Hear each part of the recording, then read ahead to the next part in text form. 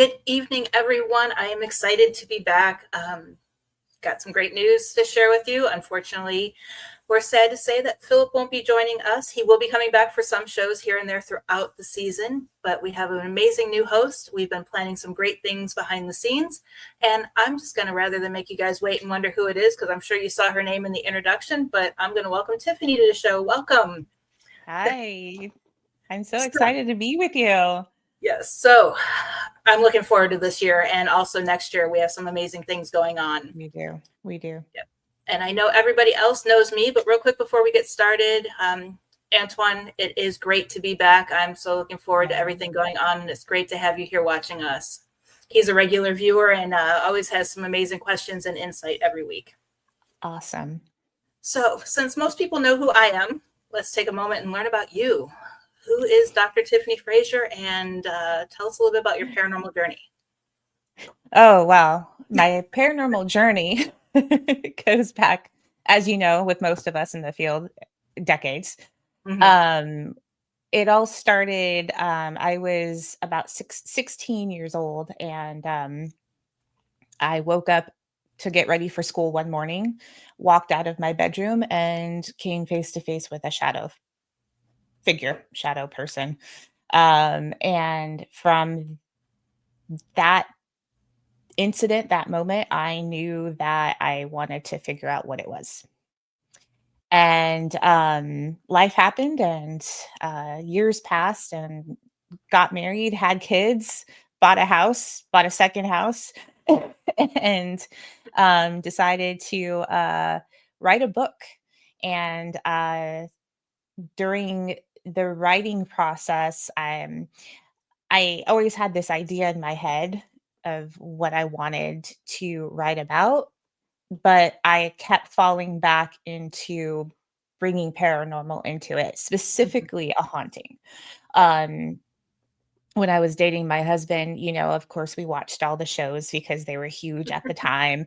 It was the early 2000s. And um, so I knew that I wanted to incorporate hauntings into my stories, and I wanted to write a book that didn't exist, and I hadn't come across the books that I wanted to write. And so I was like, well, I'm just going to go ahead and do it. And so I did. And through that process, I started to get the itch to really dive deeper into the paranormal field, and started researching how to join a team. And eventually, I was able to join a team once we moved here to Georgia, and joined the team. And along the way, kind of met you through Philip, actually, because Philip is the team leader on the team that I'm on. And Who says so he's scared of the dark? So I don't know if that's true, Philip. Met you, and actually ended up going to the same metaphysics school that you attended, yep. and got my PhD in anomalous research and paraanthropology. And here I am, going strong, and I have no plans to look back. Just keep going forward with it. I'm really lucky that I get to follow my passion. It's something that I've always wanted to do, and I've learned so much. And yeah, I'm just like really, really happy to be here. So thank you for having me on. Yes, no, thank you for joining the show. And I know Philip is going to be missed, but we will be definitely bringing him back on, I'm especially on trying. some I talk future to him shows. almost daily. I'm trying. I'm like, dude, you have to come back on. Come on. Well, I do know for those who are new to watching the show, Ghost Education 101 has actually been around since COVID. We kind of started Yeah. it to give people things to do when they were home and stuck in their homes. And we actually had a large group of us that started it. You So it's did. kind of one of those Yeah. things. And I'm hoping next year I want to plan a reunion show. And so That's far, I have a awesome. lot of the original educators willing to come back. So hopefully we can get that planned and have fun with that. So that'll be fun and entertaining. See where That would be everybody's at now. Yeah. So real quick, Sandra, welcome to the show. Thank you for watching. Always great to have everybody. I'm seeing a lot of the old names that we used to see when Philip and I were going live last year. Of course, this year's been crazy, and I'm looking forward to moving forward with the show. So if anyone has any recommendations or any tips, tricks, we're even still looking for some guests to fill in some slots. Just send us a message. You can find us on Facebook at Ghost Education 101, and I'll share all of that information at the end. But I know Tiffany worked hard on getting today's show already for the Meet Your Host show. And I don't know if you want to start with a question or if you want to talk about. I can start with a question. I'll just go down the list, or we'll just go down the list. How about that? All right. Heather, what's a belief about the paranormal that you used to hold, and what specific observation or study made you change your mind? Oh, wow. There's so much that changed. It's a little loaded, isn't it? It's very loaded. I know when I started researching the paranormal, the overall belief was the only reason why someone who haunted the location is because they had died there. Oh, yeah. Before I even started researching, it wasn't really a belief of mine, but it was just kind of like it was understood, almost like the TV show Ghosts. They were stuck to the boundary of their home. Mm-hmm. But when I started having interactions with my grandfather, who was in a home that he had never visited, had died long before my parents bought it, it was like, right. This is not real. Then another belief that I had was ghosts really can't hurt you. And that was something that I was really strong in, what are they? They're not physical material. They really can't hurt us, until I was physically attacked twice. So yeah. That kind of quickly changed my mind on that one. And I'm going to flip the tables around to you. What was your belief? And for me, so I think, as I explained at the beginning, I grew up, I'm an 80s baby, but I was brought up in the 90s. I call myself a Zennial, kind of stuck in between. And so I grew up with, all the shows. Sightings was a huge one back in the day, growing up when I was really young. And so there was always this belief that all ghosts are bad. Hauntings are bad. It's evil. It needs to be dealt with. It's bad. And obviously we know that's not the case. So especially once I started really doing this work and really just taking the time to think about why a person, being a spirit, would hang around anywhere. I really came to my own conclusions on the bad spirits don't occur as often as people would like to think they do. So, our professor, he was really great. And, he, in one of his teachings, said, if somebody came into your place and was yelling at you and demanding you do stuff, how would you feel? So you have to kind of come at it like that. And, you'd be pissed off too if somebody just came in and started making demands. And so you have to, we have this saying in GPI, ghosts were people too. And we have to have shirts actually that say that. And so I live very strongly by that. I actually have a sign right over my desk that says that. Do you really? Nice. Yes. Yeah. So yeah. No, but and still people believe that, which drives me. It doesn't really drive me crazy, but it's almost like, they obviously haven't had experiences to prove otherwise, and either they've only had bad experiences or they're just going off of the beliefs of what other people are telling them.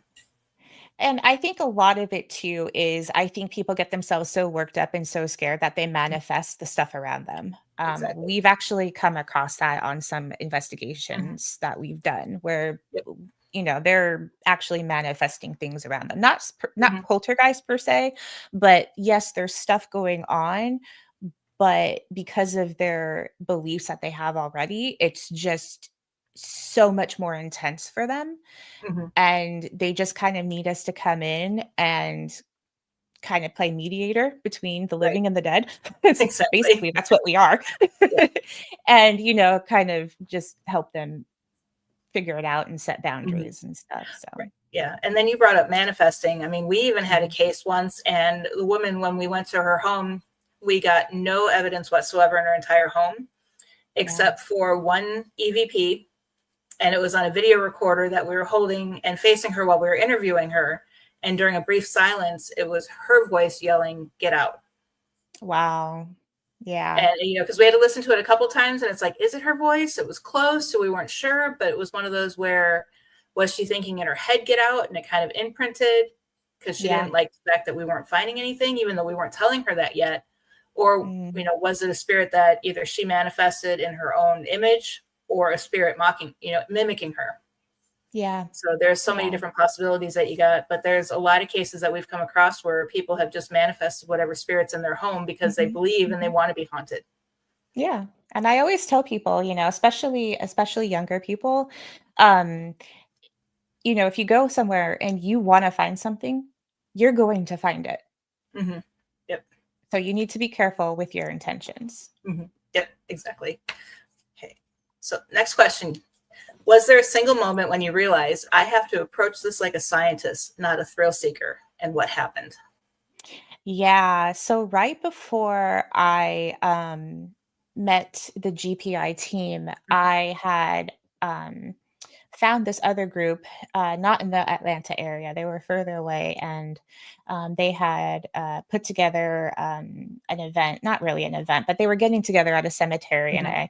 I said to my husband, I said, I'm gonna go check this out," because I was really starting to get into it, and he knew that I wanted to try and join a team. I was like, "I'm just gonna go check it out and, like, see if it's something that I really wanna do," and my cat's, like, ready to pounce across my desk. I'm sorry. Please go that way. Um, animals. I love them. Mine's down here. She's probably going to start snoring soon. I'm like, "Please just stay over there. Don't come over to the desk." Um, and so I drove like 2.5 hours from my house, and I met up at this cemetery with this group of people, and they were all amazing, amazing people. But they were using the apps, Hmm. and specifically the SLS camera app. And I've always been the person that follows my instincts. Hmm. And if my instincts say something's off, something's not right, this is crap, Hmm. I'm going to believe what I'm feeling. And so that was the moment where I was like, I need to do more research and Hmm. I need to find people who are really serious and are not using apps on their phone, because Right. I knew that wasn't the way Yep. to do it. And on top of that, they were not being very nice in the cemetery. And Yep. my whole thing, like I said earlier, is if listen, you're going to a place where people are supposed to be at rest for eternity and you're Right. rude, that was an automatic no for me. Yep. So, that Exactly. was the moment where I was like, "I need to start really diving deep into this and learning, Hmm. and not just, like, listening to the groups, the Facebook groups that I was in and listening to." That's about the time too where I started to think a lot more about the shows I was watching, Hmm. and really think, like, they're awesome, but they're entertainment, Yep. Yep. and starting to, like, draw that line for myself. Hmm. Yep. Yeah. And for me on that question, I've always been scientific minded. So even watching the shows, I would always be like, you maybe try this Yeah. way, or, how do you know that's, because my biggest thing is who said, and how do we have proof that like a K2 meter or an EMF reader, when it goes Exactly. off, how do we know that's a spirit? Yep. Because you have to research the environment around you. And with being in telecommunications now, I've learned through the classes that they make us take Mhm. that even mobile phone waves travel thousands and thousands of You miles. can't escape it. So, Yeah. yes, so you could have all the power turned off in the home and still it'll still kick off. And I'm sorry, You're but still gonna have EMF. Yeah. right. So that was always like, okay, now we got to find a better way to do this. And Yeah. then there was a team that I was on. We had a great time, great team, led by, still people that I talk to today and research with today. But there were some people on the team or some people that they would invite in to just do investigations with us that weren't taking it seriously. And Yeah. it was one of those things where it was like, this needs to be more organized. And that's the one thing that I did when I came into the team. I was helping them document things better and, Yeah. organize things That better. is It was, so important. yeah, it was more or less, it was like, okay, everybody's doing their own thing. but how can we compare the research? And that's when it was like, and at that time I was already in school with Dr. Kelly working on everything. And I was like, hey, this isn't right. So it was kind of like, I always wanted that scientific mindset, and the school kind of helped me push it a little bit further. Yeah, for sure. Anton, that happened to you too. Yeah. I think it happens a lot. Yeah. Yeah. And I'm always one, I mean, I even say please and thank you to AI. So it's like I do the same thing when I leave a haunted location. It's Oh yeah, we always thank the spirits. We're mm-hmm. always respectful. Yep. We're not here to hurt you. We're just here. If you want to communicate with us, you're free to do so, Mm-hmm. or you're Yep. free to not. That's Yep. up to you. So, okay. Um, when an experience defies explanation, what's your default hypothesis before you consider it paranormal? Check the environment. Yeah. It's, it's not even just what's going on in the home or what's in the home.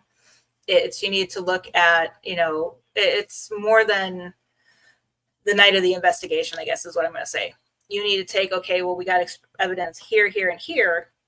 But at this time, there was a solar flare. At this time, there was, Yeah. the moon. I mean, the moon phase has a little bit of effect, but I'm starting to realize that not as much of effect as some of the other things like geothermal waves in the ground and the composition in the ground. I know you and I've had long talks about, the different crystals and gold and all of that stuff that's in the ground. It's, you need to exhaust everything. And we don't call anything paranormal for like quite almost a couple months, because there's Mhm. extensive research that goes into the location, not just what Yeah. happened. Yeah. Yeah, no, I agree. We take that same approach, and I take that same approach very, very seriously. You have to weed out every possible explanation. Mm-hmm. I mean, Yep. I've walked into an investigation, and this was about a year ago, and the family they said that one of the dresser drawers in one of the bedrooms would just open. Mm-hmm. So I stood in front of it and I jumped right in front of them, and they looked Mm-hmm. at me like I was crazy. And lo and behold, that drawer opened as I was jumping, Yep. and I looked at them and I said, we just have to exhaust every Mm-hmm. explanation. And I Yep. said, because this is opening, throughout the day, anybody walking through the house, it was a 3-story kind of townhouse. Mm-hmm. And so anybody walking up the stairs through the room, that could possibly be causing that little bit of vibration to open the drawer on a daily Mm-hmm. basis. So Yep. we can't call this paranormal. Yep. Now, if Yeah. it flies out and flies across the room, that's a completely different story. That, yeah. you know, we would That's love when you to look for actually the see fusing that. line first, and then okay, something's happening. Yeah, exactly. Yeah. Or If or the like ceiling panels start falling in, yeah. or Philip's favorite cat balls. Oh, the cat balls. He A doesn't big like truck that. could Oh, drive by outside. don't Natural call them cat vibrations in the balls. earth. Yeah, that'll get him to comment here real quick. Yeah. Actually, I saw the other day, I don't know who it was, but they made with a 3D printer a swing for the cat ball Oh, yeah, to set it in there. And I I was think like, we have something like that okay. actually in our team. I think I'm Andy like, did that's that with a 3D interesting, printer. but a breeze, the air conditioner turning on. Yeah, But so you have to make sure that all the mhm. windows are closed, that Yep. your vents are closed, that the system is turned off. Hmm. When we go into investigations, we're checking that list and making sure that yes, this is a good spot for this location. Bad cat balls. I knew that would get him. Yep. We woke him up. Yeah, we did. Okay. Next question. Which non paranormal discipline most shaped your investigative mindset and how? Hmm.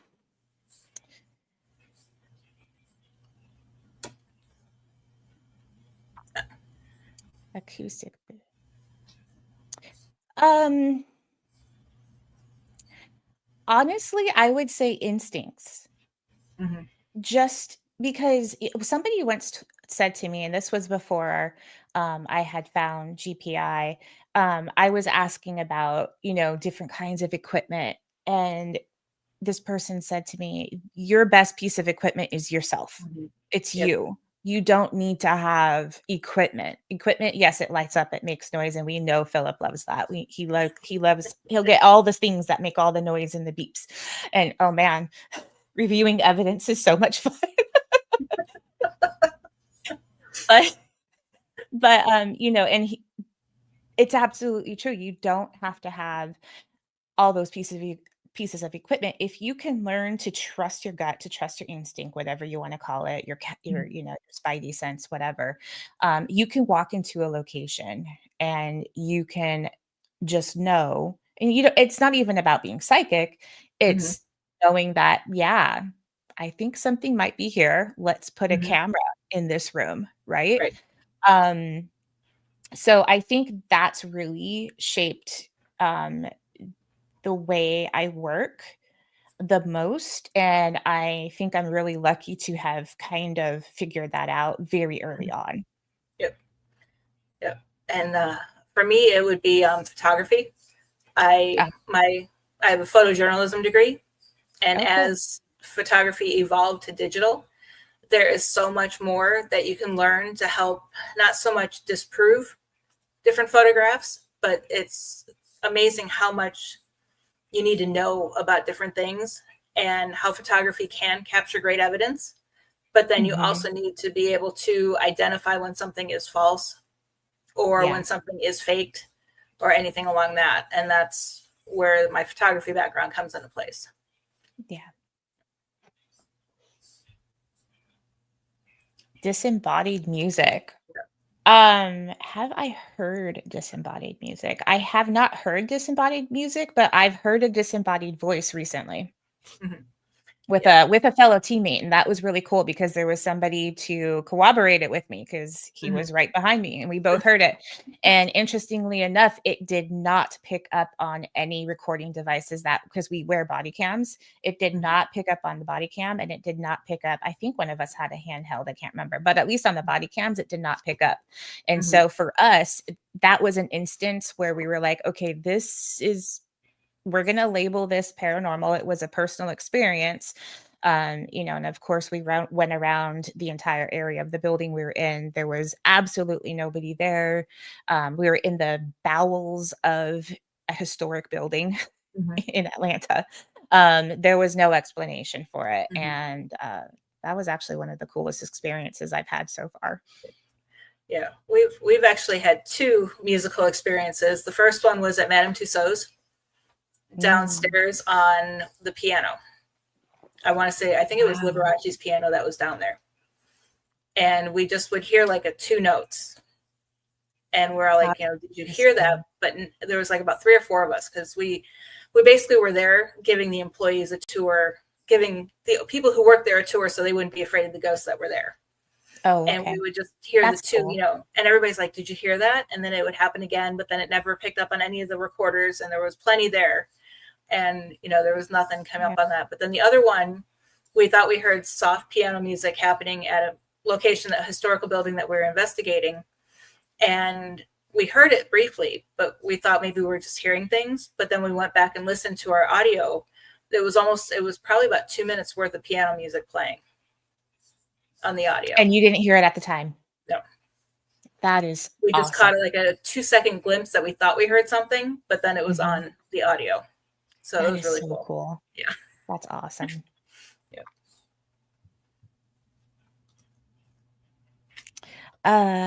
Is it my turn or is it your turn? Whose turn is it?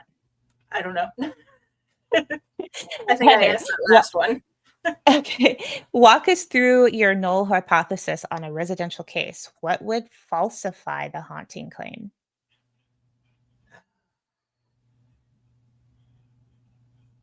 That's a tough one for us because we've only done 3 residential cases in our entire, as a group. Um, Mhm, one of them was with another, or two of them was with another team, and then one of them was with my husband and I were taking on the case. mhm. And I really can't think of. The only thing that I could think of on the one case that falsified the haunting claim is I'm really, oh wow, I'm at a loss because like the only thing I could think of is because she really, really, really wanted it to be paranormal. Yeah.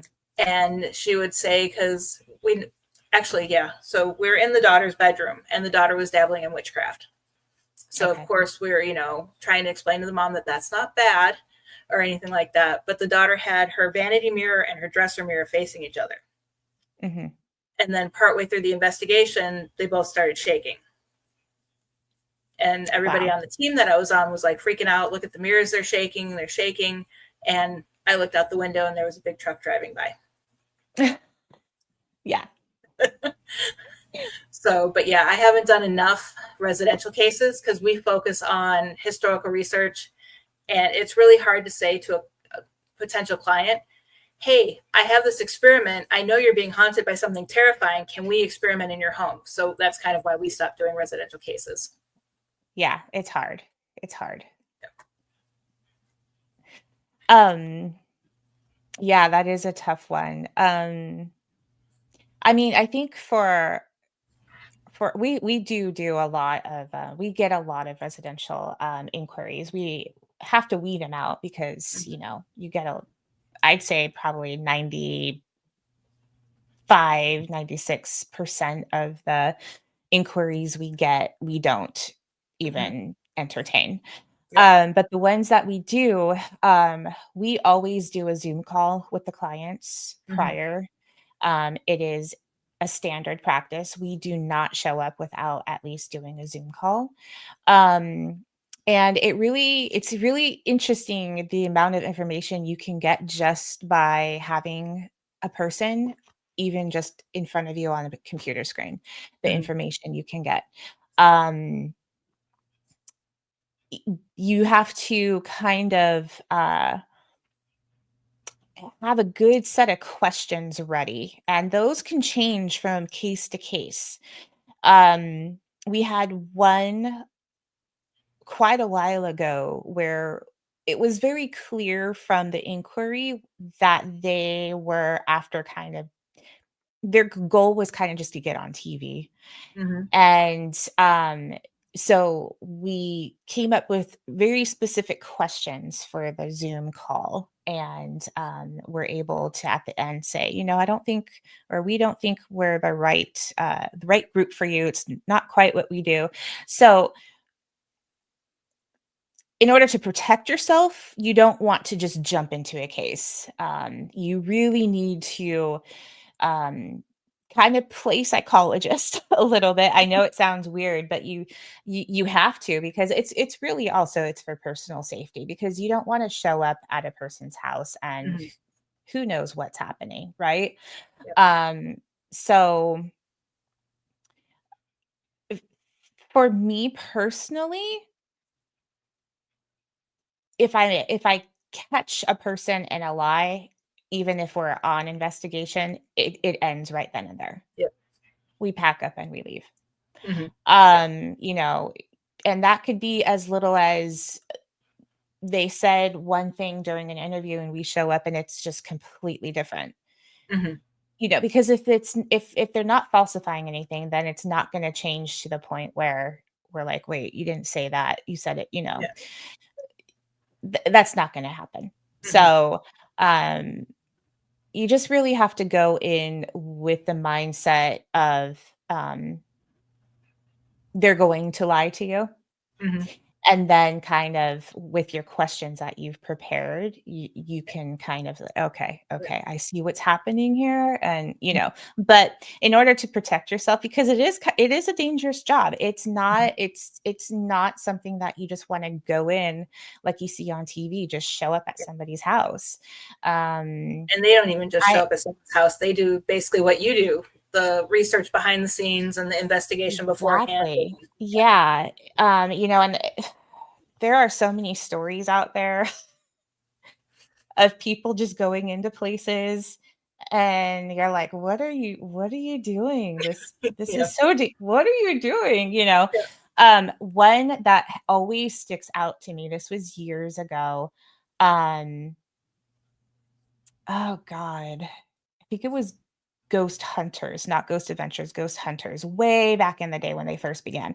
Mhm. I'm originally from San Francisco, and so if you drive down the coast, there's a haunted brewery right past Mhm. Pacifica. And at the time, the owners, they had, now it's always had like a haunted history, but at the time, the owners kind of zhuzhed up the haunting, Mhm. Yeah. per se.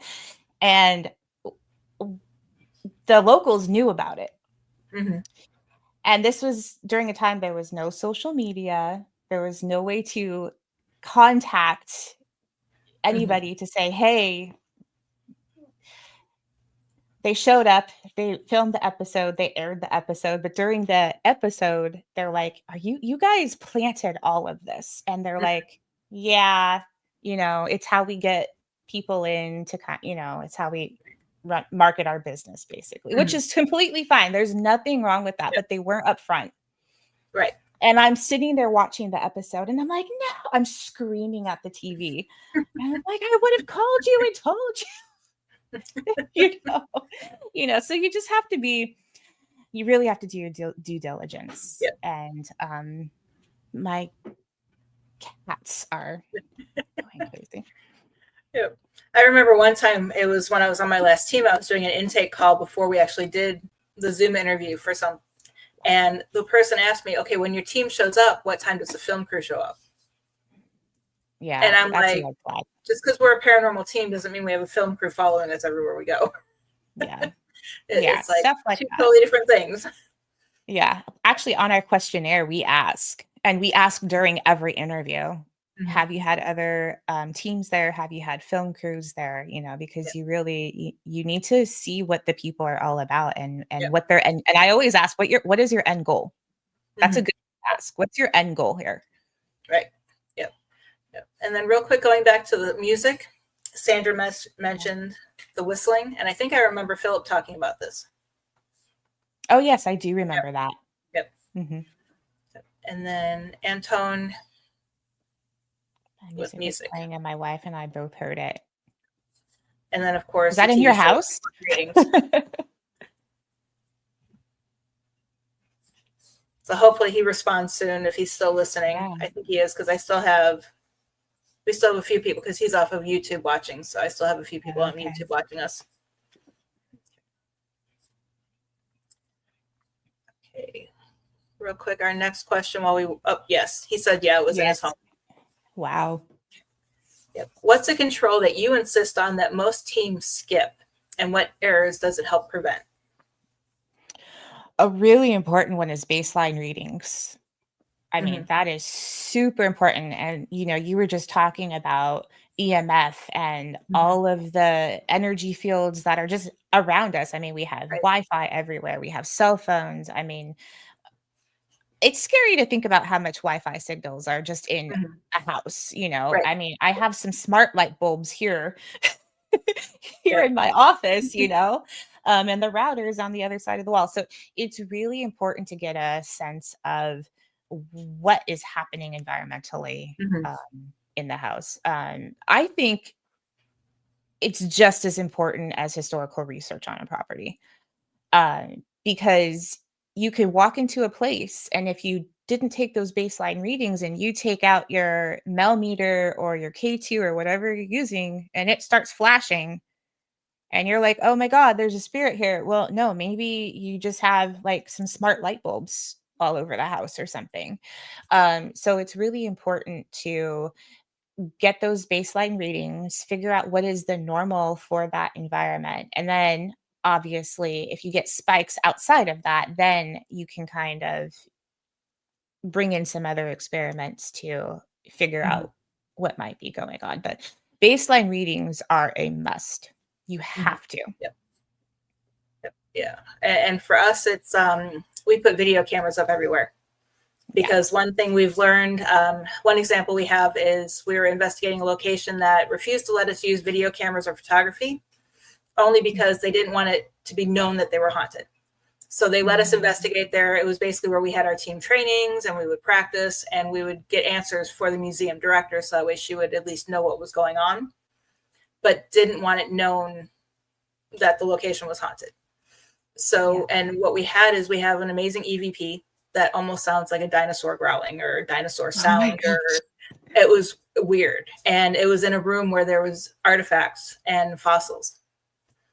Wow. So, but listening to it, someone from the outside is like, well, someone could have dragged a chair on the ground or someone's stomach.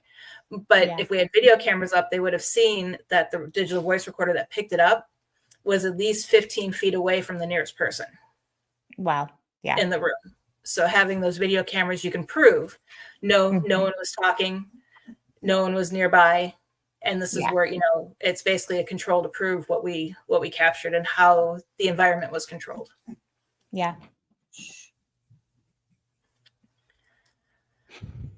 I don't have doors on my office. I have heavy curtains, and the curtains are just swinging because the cats are going crazy. I think our cat just walked down the hallway because the dog started whimpering.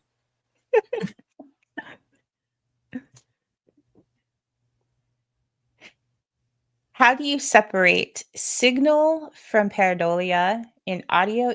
Now, I know you're an EVP expert, so this is a good one for you.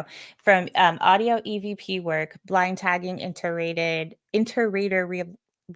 reliability. It's been a long day. All those big words. Program review, etc. How do you do it?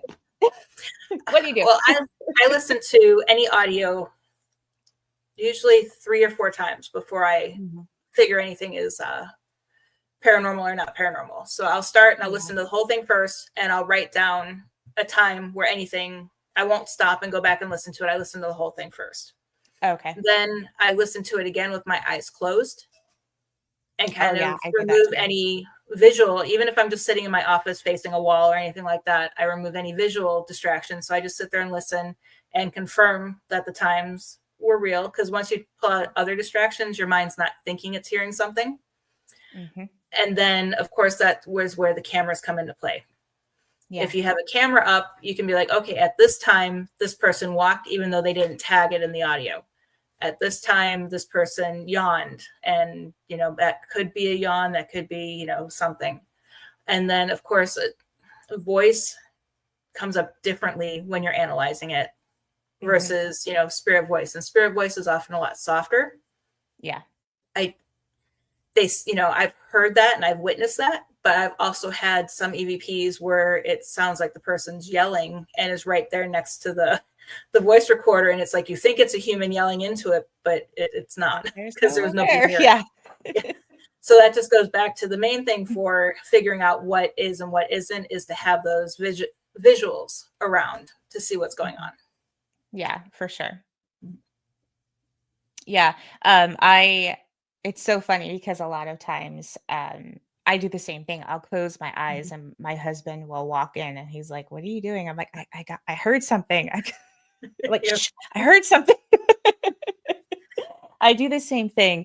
And we have a private chat for our group members. And so when we are reviewing evidence, we are constantly in there. Everybody, check your camera, check this timestamp. Where were you, or what were you saying? Or, when you work with people for a long time, you kind of get to know their voice. And so we can say, I think this is you. Can you confirm?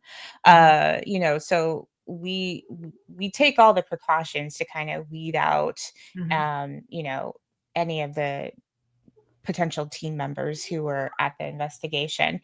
And body cams are great because sometimes you don't have the people on the cameras that you have set up, but you can go back to the body cam footage because it's going to pick them, even up their voice, So body cams are really important to have. And I'm really glad that Philip is always so adamant about those, because those have come in clutch a couple times where I've had to check something because I'm like, I'm in another room, I'm not on camera, but that really sounds like me. So let me go back and check it. Right.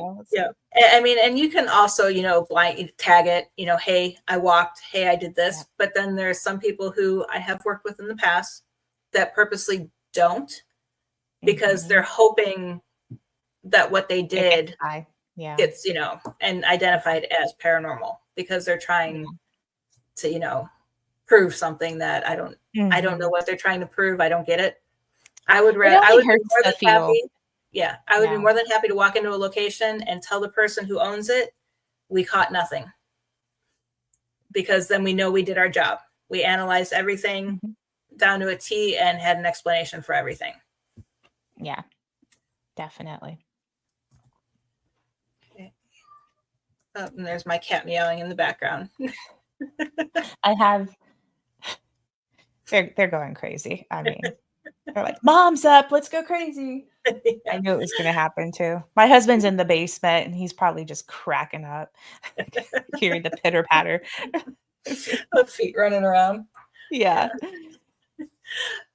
So the next question, what's your pre-registration or prioritization plan before you enter a location? What counts as confirmatory or exploratory tests? Yeah, so before we go into a location, whether it be, a residential or historical, it's really important to have a floor plan. In fact, Mhm, we will actually ask, clients who are going to do a, private residential, we'll ask them to either sketch out a floor plan, or if they're comfortable, send us, email us photos so we can mhm, kind of piece together, um, where, like, from the Zoom interview, like, where things are taking place, so that we kinda have, an idea even before we get there of, okay, if the bathroom's here and this is a long hallway, we automatically need to know how to kind of position the cameras so that, mhm. they're not facing each other, Yeah, yeah. Um, so, especially at historical locations, you Mhm, really, really want to have a floor plan. In fact, there's been a couple locations that we've gone to, and we will purposely schedule our trip so that we can get there earlier in the day, or even sometimes the day before, so we can do a tour, mhm. and figure out, okay, just the kind of the layout, especially Yeah. large like Brushy Mountain. Sandra was talking about Brushy Mhm, Mountains. That was a must, because most of us hadn't been there, mhm. and so we paid for it with our own money. We Yeah. all took the tour prior to that investigation that night, so we could get a lay of the land and be comfortable with where we were going to set up cameras, and just know where Mhm. everything is. Yeah. um what counts as confirmatory or exploratory? Honestly, everything's exploratory in this field. Mhm. You really can't, I mean, it's so hard because, as you know, we are scientists, but it's pseudoscience still, basically. It sucks, Yeah, but it is. unfortunately. We we can't definitively prove that what we're capturing is paranormal. Mhm. Even if we weeded everything out, there's it we just because we Mhm. can't reproduce it, right? Right. Yep. You can't say, "Hey, go show up." I mean, Mhm. it's just Yeah. not possible. So, That's why we need a better relationship with the spirits, because then they'll show up. yeah. Yeah, exactly. So be respectful. Yep. There are some things that are considered more scientific and more exploratory. Like, I know, like the spirit box, or the geoports, those are considered more kind of experimental. Mhm. Whereas your scientific devices like your millimeter, when you're Mhm. where you're able to actually measure environmental changes, anything Mhm. like that, that's going to be more of like a confirmatory. But again, if you get a reading on one, you got to find another device to kind of pick up Mhm. something in the environment too. Right. So it gets a little tricky. Yep. So you Yep. have Yep. to go off of what's being experienced, what people in the past have experienced, what your group, whoever's there, has experienced, and what evidence you've captured. Mhm. And you've got to Yep. go off of that. And there's always going to be people who, are going to call bullshit. And Oh, that's yeah. fine. Oh, You yeah. know, Yeah. you can't please everybody. But Right. like my experience with a shadow person, I know what I experienced. I was not Mhm. sleeping. I was not experiencing sleep paralysis. I was not dreaming. I was up, literally awake and walking, and I saw a shadow Yep. in Yep. my house, Exactly. and nobody else was in the house with me. So, Yep. you know, it, yeah. Yeah. And actually, you took the words out of my mouth. I would have said the same thing. See, I like So, this. yep. Exactly. Yeah. Because with new locations, we always try to get in ourselves beforehand, Hmm. so that way we can walk around and get a feel for it, and also see what our senses tell us. Yeah, that's really You know. important. Yeah. Yep. Because some places we've gone into, we're like, oh, I don't know. Mm-hmm. And then we end up getting a ton of evidence. Mm-hmm. Yep. And then the opposites happen too. We walk in, we're like, "Ooh, feel a lot." But then you don't get anything. So Right. it's just, Yep. it's so unpredictable. Common sense in science. I wish more scientists used common sense.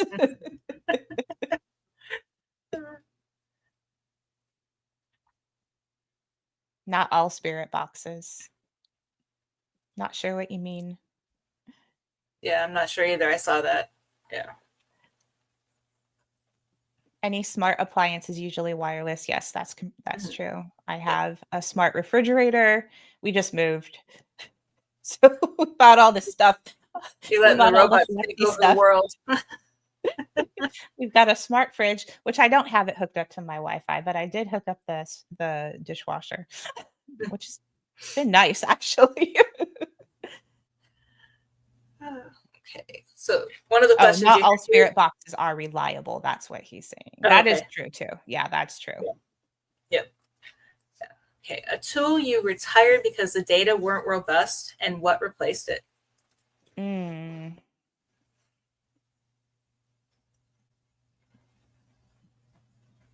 But while you're thinking, I got one. Yeah, go ahead. That's a hard one. Yeah, mine would be the K2 meter, 100%, Yeah, because yeah. we were using it on an investigation, and the investigator was running in a hurry. Yep, Philip K2 as well, was in a hurry. And so he put regular batteries in it, not shielded batteries. And it was like going off like crazy. So at Yeah. first we were thinking, holy cow, and we were even like, oh, we don't speak Morse code, because that's what it looked like. It was, dot, dash, dash, dot. And we're Yeah. like, so we're writing down dot, dot, dash, dot. And it's like not making any sense. And then we realized that it was, the batteries were causing it to go Yeah. crazy. And at that point in time, and also signals can travel for thousands of miles, I was like, this isn't Mhm. the tool. And I know people pick on me for it, but I talk about it Yep. 100 times all the time. They're heavy. I don't even own a K2 meter. Oh yeah, Okay. your Yeah, fidget spinner. Yeah. they're heavy. They light up. They're easy for the spirits to move, but they're heavy enough to where the wind or a vibration driving by won't set it off. Yeah. That's a good So one. that's my go-to. And that would be more reliable than the cat balls, I think. Right. Yeah. I mean, because we've set it on places. We've actually, and when someone introduced it to me, we set it down on a rock. We blew on it. We put it on a wood floor. We jumped on it, around it, and it just wouldn't move. Yeah. And then we started talking to the spirits, and then it would slowly start moving. And it That's was really, that's so awesome. Now I need not to go something get we some. use as evidence when we try to tell people, hey, this is evidence that there's a haunting. But for us, that, I guess that's our entertainment. Yeah. And Well, we don't use it's the just it's a SLS way either. that you're measuring. Oh, the SLS cameras. Yes, I was actually, as she was talking, Sandra, Yeah. that popped into my head. Yes, the SLS camera. Oh, I've gotten into so many arguments with people with the SLS. And I'm like, it's entertainment. Because Mhm. I think so many people get stuck on they want everything to be like what they see on TV. Yep. But I know I get so much grief from people, even from people who've known me for years, Mhm. because I break their hearts, you know? Yep. And I'm like, it is entertainment. Yes. That's Yep. it. They are doing it because they can't have a show if they don't have you watching it. if they don't have you intrigued, if they don't have you coming back for more, they don't have a show. So of course they're going to walk around with an SLS cam. And then I tell them exactly how it's supposed to be used. And they're like, well, that's boring. And I go, and that's exactly why they don't do it on the show. Right. you know? So yeah, the SLS cam would be definitely one. To replace it, I don't know. I haven't found anything yet. Yeah. Um, yeah, that's hard. That's Yeah. hard. Well, it's like when we were in Vegas and we would do tours of a museum that had us do fundraising tours for them. We would actually use the spirit box. And it wasn't Mhm. because we, yes, we got some great evidence off of it in the past, but it wasn't because we believed that that was the end all be all in the investigation, but that's what the people coming for the tour wanted. Yeah, they're paying for it, They and you wanted have to something that they could entertain them. listen to and be like, oh, is that a spirit? Yes. So Yeah. that's the main Mhm. reason why we still have one, is Yeah. because it's, the entertainment aspect of it. I've used the spirit box and a couple of portals with Philip, and we've gotten Mm-hmm. some pretty awesome responses. Mm-hmm. I think if you're with people who you trust, it's kind of Mm-hmm. like doing the Ouija board. It's Right. kind of the same thing, or table tipping. I've table tipped Mm-hmm. with Philip too. And Sandra. Me and Sandra had a pretty cool experience table tipping. And you got to be with people you trust, and Mm-hmm. you have to be with people who are not going to screw around. Right. Yep. you know um but again, that's like another one where we consider the spirit box more of an experimental Mm-hmm. device. We Yep. don't use it for evidence. I think the most we've done is we will say we did get what sounded like a certain Mm-hmm. word or phrase come through. We can't confirm that it's paranormal, but it did happen. So Right. that's the most we can do, Yeah. right? Yeah. Yeah. And the one thing we've noticed is with the last team I was on is we actually counted this as evidence because it came through a spirit box loud and clear. And it was 100% we knew it wasn't a radio station because it Mhm. had some very foul language. Yeah, And that's any the radio station best having thing that yet. language on it, they'd be Yep. shut down by the FCC. Yeah. so we knew at that point in time. Thank you. You're welcome, Anton. I don't know what you're thanking me for, but you're welcome. Yeah, we actually will ask the spirits, like, if we're having a good time, like, if we feel like, the spirits are wanting to communicate and, Mhm. they're not, upset, we will actually ask them, "If you're comfortable, please, you're free to say some cuss words at us because we like that. It's how we prove that this is Right. actually Yep. working," you know? So Exactly. SLS3 random points can be entertaining. Yeah. Yes, it can. Yeah. Yeah. I have some interesting stories with an SLS, but that's like a whole nother show. It could be it's a show all by itself. Yes. Oh, okay. Heather, how do you document uncertainty without killing the story? I know that one's always hard. Confidence intervals, alternate explanations, or unknown for now. Most of the time, it's unknown for now Yeah, because I agree. I have a habit of, if I'm not sure, I will put evidence away and go Mhm. back to it months later. That's a good idea. Yeah, It's kind of because like it's writing a book. right. Free your mind of everything, stop Yep. worrying about it, and go back with a fresh look. And Hmm. who knows, over the month or two that you take away from it, you might come up with an idea to look at it differently, Yeah. or new evidence or advice comes out, and you look at because I Hmm. still have every piece of audio that I've had ever since we started recording. Hmm. And it's one of those where I haven't done it lately, but it's there to go back to if you want to just listen to it again. It's I don't want to say it's relaxing, but it's one of those. It's like, okay, let's see what I missed the first 10 times I went over this, but now it's Yeah. 3 years later. Yeah. You'd be surprised what you either pick up again Mm-hmm. that you didn't pick, or I should say, what you pick up that you missed before, or Mhm. what you thought you heard and it's not there. Right. I've had that happen to me. Yep. Yeah. Yeah. Yeah. That's why I always say it's important to not only have your audio log, but also Mhm. have that paper log with Yeah. the times and what you thought you heard. Mhm. Yeah. I have, I keep a spreadsheet, and, Mhm.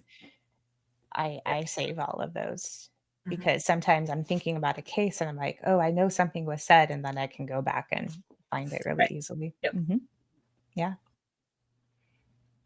Yeah, I would say for me, the unknown for now. In fact, we just had a case recently and I wrote up the report. And actually, Heather, I shared the clip with you Mhm. because we were trying to figure out what was happening.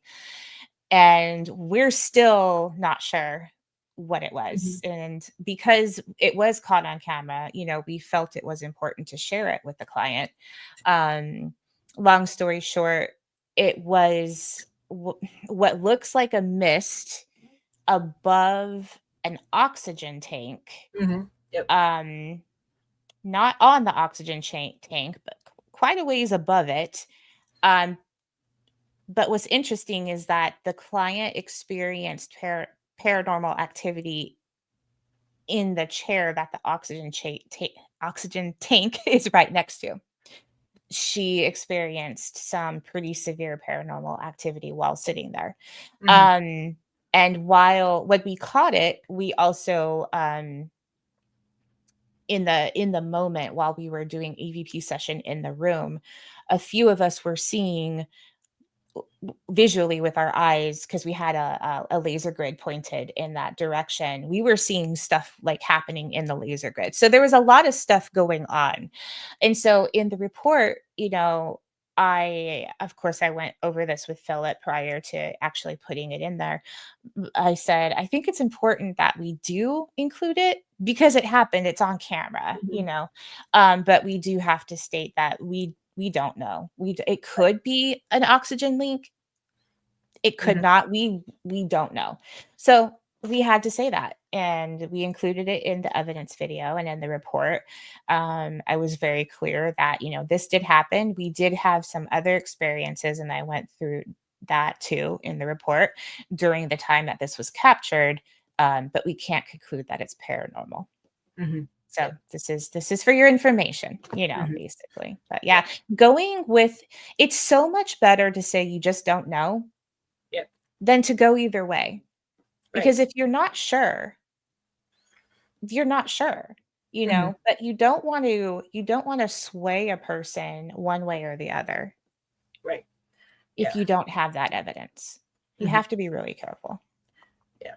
Yep. And that actually brings us to our next question is tell us about an investigation where the mundane cause was more fascinating than the paranormal claim, which also leads to a time that insufficient data to conclude, and how did you communicate we don't know to the client?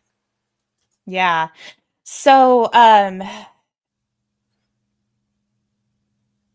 so we were investigating a historical location Mhm. a couple years ago, and I think Philip actually took the picture, and it looked like an apparition in a window. Mhm. That's the best I can explain it. Right. And we're like looking at it, and it was on his cell phone. So he's like, we're in a dark room, and he's looking at his cell phone and he's turning the brightness all the way up. And eventually, one of us turned on the lights, and we're looking at it, and to our eyes and to anybody looking at it, it was an apparition Mhm. in a window, clear as day.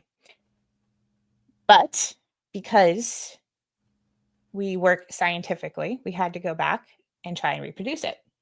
So we went back to the room, which was in another building, and lo and behold, it was a reflection.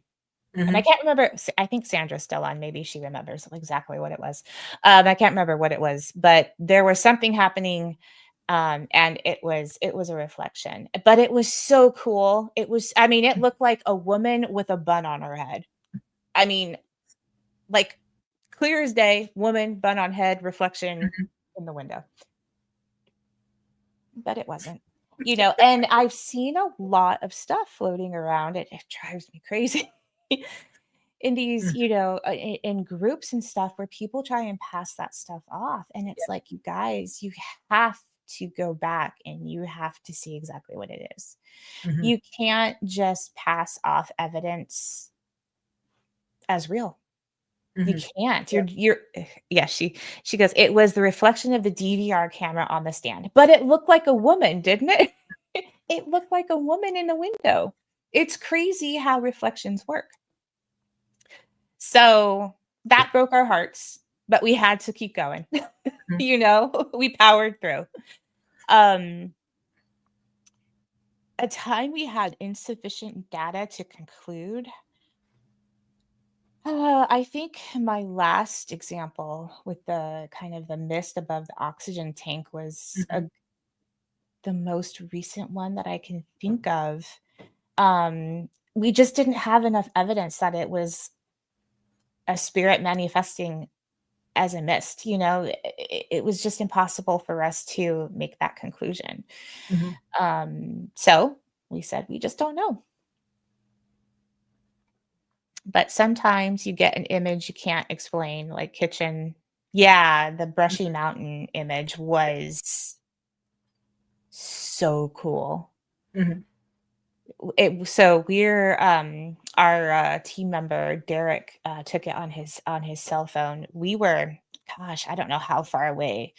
Um, if you've ever been to Brushy Mountain, and it was the cafeteria. I don't think they call it the cafeteria, but it was like the cafeteria basically. And so like we're, I don't know how many meters back, and then way out in front of us is like all these doors, these heavy doors, and a couple of them were kind of cracked open. And if you go to our Facebook page, there's a picture of it on our Facebook page, but there is an apparition there, a man. And so he took 3 consecutive pictures as we always do, and it's Mhm. only in one frame. Yep. And so I think that's a really good practice to get into as well. If you're going to be taking pictures, take at least 3, take Mhm. 1, wait 3 to 5 seconds, take another. Because then if it's only in 1 and you haven't moved your camera, then it's most likely something. But if it's in all of them, then obviously it's not. Mhm. Yep. Yeah, and wow, for us, I really can't think of anything where the mundane was more interesting than the paranormal cause off the top of my head. But I'm sure before the end of the show, something will come to mind. But going back to the one case where we didn't have any evidence except that one EVP for the client, Yeah. and it was so hard going back to her and telling her, and she was probably the nail in the coffin for us doing residentials, Mm, yeah. because I actually had another investigator from another team review all the evidence with me. Mhm. And we both got on the phone with her and we're like trying to tell her that we couldn't find anything paranormal. We shared the one clip with her and we're like, we just really can't confirm if this is paranormal or not. And she just started crying that she wasn't crazy. Mm, And she was a seven yeah. year old, she was a 7-year old woman. Yeah. And it broke my heart. And I was like, I can't, you know, I can't do this anymore. It was too That's heartbreaking for hard. me. So That's it's hard. that's I don't know how people can tell people that they, and I think because of that feeling, there's a lot of paranormal teams that will say they got something just to make the client Yeah. feel better. I think it's important to go like we've had a couple cases where we didn't get a lot of evidence. In fact, our last case we really where we caught that mist. I mean, it was that and it was like a few other things. We didn't have a lot to give her. And so, you know, while we were still there, because she had asked us, "Have you seen anything? Did you hear anything?" and everything. And I was very honest with her and I said, just because, like, if we go home and we start reviewing this evidence and we don't find anything, it does not discount your experiences. It just means that they didn't want to talk to us tonight. They didn't Yep. want to show themselves. That's all it means. And I know it's, Philip says, "We always say we could be there a week." Yeah, we could be there a week and nothing would happen, and as soon as we leave it's like having a car. You take it to the mechanic and you're like, "It's making a clunky noise," and for the mechanic, it doesn't do anything, and as soon as you get it home, it won't start, right? It's the same thing with ghosts. Yep, exactly. So,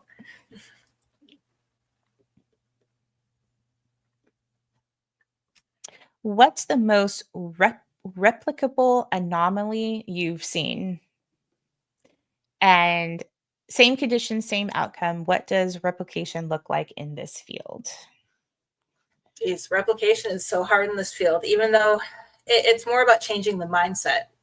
It's not so Yeah. much, I know we've had several people on in the past that have talked about this. It's not so much the answer that you get from the spirits, it's the fact that you've had an interaction is what needs to Yeah. be documented. It's more or less that's what's, replicable, is going into a location and being like, hey, is somebody here, or what's going on, and it's getting that, just some type of activity. You just might not get the same answer, you might not even get the same person talking to you, and it's all Yeah. about how we have to change our mindset and think of it's almost like we're starting from scratch and tweaking the scientific method to fit the paranormal field, Yeah. because it's not so much that the evidence is reproducible, it's how we investigate that needs to be reproducible and how we do stuff Exactly. like that.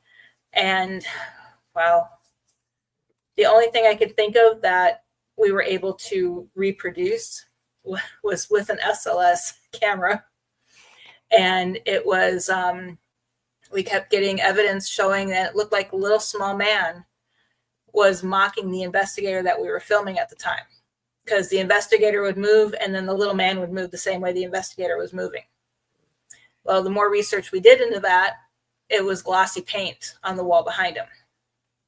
So the Oh, paint was wow. picking up his heat signature, and it was just delayed enough because of the distance Yep. that it looked Wow. like there was a spirit standing behind him mocking him. So we went back, same location, did it again, got the same evidence. So Yeah. That's great. Mhm. Yeah. I can't say, I mean, I think you hit the nail on the head, though. The way you go in, you have to tweak the way you investigate to fit the investigation. It's not Yeah. the other way around. And that's what makes this field so hard Mhm. and so great Yeah, right. at the same time. I mean, Um, it's yeah. why we're considered pseudoscience and Mhm. not real science. That's exactly Mhm. why. Because you don't really have controls. Right. There is no way to control any of it. Yeah. Um, so yeah, that makes it really Mhm. hard. Yeah. Um, But every scientific field was where we're at now with that the is true. paranormal field. They were Yeah. considered a pseudoscience at one point. They were thought to be crazy, and Yep. they had the scientific method, or at least what was similar to it, but they had to almost tweak the scientific method to fit whatever, Yeah.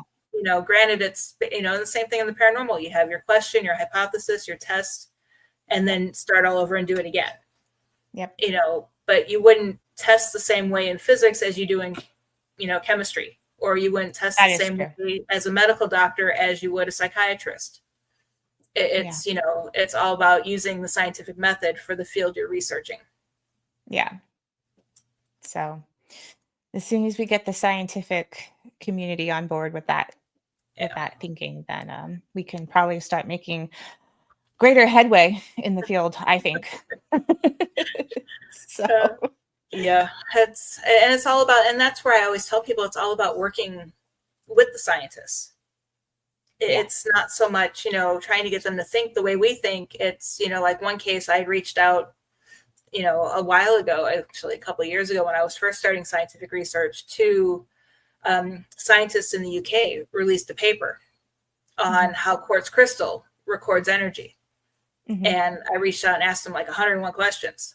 And they respond, and I was like upfront and honest, I'm doing this for paranormal research. And they gave me all their information and they answered all my questions. And it's all about reaching out to them and showing them that we're Yeah. serious about this field. We're not Yeah. just, I'm not just asking you these questions because, who's going to ask a scientist, hey, does quartz crystal hold, how long does it hold energy for? How long does it do this? Or how does it do Yeah. this? How can you record on it? Someone who's just going for the thrill of it's not going to ask those questions. So I think Exactly. more investigators need to get more serious about the field and start 100%. asking. I hate to use the word true scientists versus pseudoscientists, but we need to start asking those that are respected in the field now Yeah. questions, so that way they're more open to us and getting them to think, well, hey, this could be paranormal. Yeah. I think you're right. I think it's about helping people understand that it's okay to think outside the box. Mm-hmm. I think in the scientific community across the board, it's kind of like the medical community too. Like Mm-hmm. unless it's written in a respected journal or paper, they're not going to entertain it. Mm-hmm. And there's reason for that. However, it's really important to keep an open mind. That's the whole point in science. The Mm-hmm. whole point in science is to experiment, is Right. to accept that we have to expect that things are going to change. Mm-hmm. We used to think that um, atoms didn't have all this empty space inside of them. And then lo and behold, yes, they do, you know? So Right. we used to think that, oh, the universe isn't expanding. Well, actually, yes, it is. But unless we have an open mind that states, okay, right now, this is what we know, and we can accept that, let's open our mind a little bit more and look at evidence that comes in. Mm-hmm. People are experiencing something, and this is what I tell a lot of people who come to me, and they're like, oh, you're a paranormal investigator. Well, would you discount somebody who went to the doctor and said, I have pain, please help me figure out why, and that doctor says, oh, you're getting old, or it's menopause, whatever, Could and a few happen. months later it's actually terminal cancer? Right. Like, you wouldn't do that, Yeah. hopefully, that's not happening. It's the same thing in the paranormal field. People are experiencing things that they Mm-hmm. cannot explain, and that's okay. It's Yep. okay to say we don't know. That's Yep. what paranormal means. That's literally the definition. Right. Something's happening and we can't explain it with our current understanding of Mm-hmm. science. It's Right. literally that simple. Yeah. Yeah. But we get Yeah. so stuck in our box, you know? Right. One term that we always use is her pain is real. Yeah. Even if we can't prove it, it's real to her, or real Yeah. to, it's real to that person. Yeah. And it's the scientific field needs to. One example that I use is like in the new Jurassic World movies. They created new scientific areas of study to help with these dinosaurs that were real now. It was no longer Mhm. paleontology. It was, paleobiology, paleobotany. Yeah. It was, how do we help these dinosaurs that are released into the world now? And we Yeah. need to look at the paranormal field as, scientists need to look at us like that, be like, okay, what do we Mhm. need to do to help, not so much grow this field, but this is a big thing right now. I mean, especially with all the shows that are going on and all the teams that are out there with all the YouTube channels and everything. Yeah. I'm not discounting anyone's paranormal activity when I say this, but I personally would say more than 50% of the activity happening worldwide right now is self-manifestation. 100% Yep. agree with that. Yeah. Yep. Yeah. Because like I said earlier, if you go out looking for something, you're going to find it. It's all Yep. about intent. We are Yep. surrounded by energy. We Mm-hmm. are energy. If you put that energy out there, it's Mm-hmm. going to find you. Yep. Yeah. I mean, and I literally just had this conversation with my daughter because, she's 13 Mm-hmm. and she has a lot of, her brain is going crazy, and Mm-hmm. we have a Yep. lot of these like deep conversations. And I said that to her, and I said, even if you have to bring religion into the mix, Mm-hmm. it's still energy. When you Yep. pray, you're putting energy out there. Mm-hmm. It's all the same. Yep. So if you go to a location and you're like, "Oh, I'm scared and there's demons here," and what do you think is going to happen? Yep. Yep. You're going to find yourself being chased by a demon because you're literally putting that energy out there. Right. Yeah. And that's one thing that I've actually trained on as part of my life coaching that I do for people. It's all about Mhm. self-manifestation. Is Mhm. if you believe something can happen to you, it's going to happen. If you believe Mhm. something will never happen to you, chances are it might not happen. You know, I Yeah. always tell people use the idea of self-manifestation when you're going on paranormal investigations, because if you believe you're going to get hurt by a spirit, chances are Well, it's going to happen. But if you yeah. believe that you are strong enough to stand up to the spirits when you're being threatened, Hmm. your risk of getting hurt goes down a whole bunch. Far, far Yeah. less. Yeah. Anton is a he's a computer science physics trying to look forward. All the shows are steering away from that philosophy. Which philosophy? I'm a little confused. Physics major. I think he's talking about where all the shows steer away from science. I don't, not, we'll wait for him to I'm respond, sure. respond Yeah. before we go. I'm sure he'll respond to that. Because, I mean, and there's some shows, because like Brandon, Elvis, and Mustafa, they actually Mhm. do scientific experiments for their shows, Haunted Discoveries. They not only go into historical locations to bring history alive, but they don't steer away from the fact that there needs to be science behind it. And that's one thing that Yeah. I always liked about their show. Yeah. I love that. I'm waiting for Anton to finish I know, typing. me too, because I'm like, what are you talking about? He's probably on his phone. I'm typing as fast I as I know. can. While we wait for Anton, Heather, have you ever reopened a closed case after new evidence or methods emerged, and what changed for you? The only case that I reopened was the one that I talked about with the older lady. And it Mhm. was because the team I was on, I wasn't able to go in on the investigation because, and that's why we think there might have been paranormal activity there, because it was COVID. The day we were supposed Ah, to go on the investigation, she signed a release. She had her shots, tested negative. We were planning on wearing masks and keeping social distance anyway while we were helping her, because we knew she really needed help. mhm. And that same day, the investigator who was going with me, the engine block on his truck blew. So he called me up and he's like, "Can you come pick me up?" I was like, "Okay."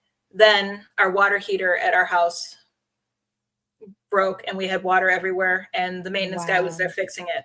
So I'm like, as soon as he's done, I'll be on my way. Then while I was waiting for the water heater guy to do it, we get a message from my son's music school saying that someone in the school had COVID, and now we were on lockdown because we had been exposed to it, even though we never got it at that point in time. So I'm starting thinking, okay, that's 3 things in the course of 4 hours preventing me Yeah, from doing this case. So he went yeah. with another investigator. They had some evidence here and there and whatnot, but then she came forth afterwards, after I had left that team, and sent us evidence saying, "Hey, this is what I've captured in my home. Can you come?" And even though we got there, we still got nothing. But that was just because of evidence that the client presented to us. Yeah. Yeah. Yeah. He says he doesn't see much science. So yeah. Yeah. Yeah. Yeah, it's hard, Anton, because the science isn't very entertaining, unfortunately. So that's hard. Yep. I can't say we've reopened a case since I've been on the team, and I've been on it for 2 years now. So we've revisited some locations. One, because we had so much evidence the first time around. We were like, we have to come back because there's more going on here. Mm-hmm. And it's good we went back because we were able to get so much more information. Um, so that was really cool. But in terms of like reopening, I wouldn't, I I wouldn't say we ever actually close a case. I think I think it's really hard to just, put a stamp on a case and say this case is closed. Well, no, because what if the spirit or spirits decide to leave, or what if more decide to come back? What if something within the dynamic of the people who live there changes and Right. things get worse or better? So I think it would be really hard to just say, yeah, this case is closed. I don't think a paranormal case in terms of hauntings is ever closed. Mm-hmm. Yep.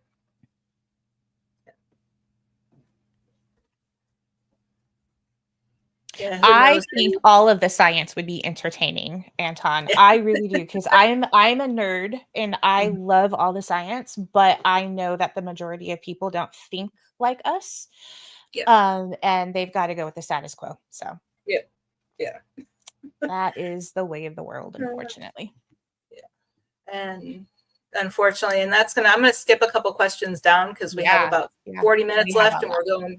I'm gonna say, and some of them we've already answered in like the other questions We that we have. have. Yeah. But one thing going back to entertaining versus not entertaining is, what's one myth you wish the community would retire because it harms clients or muddies research? Yeah. I know what mine The, is. yeah, I think I know what yours is.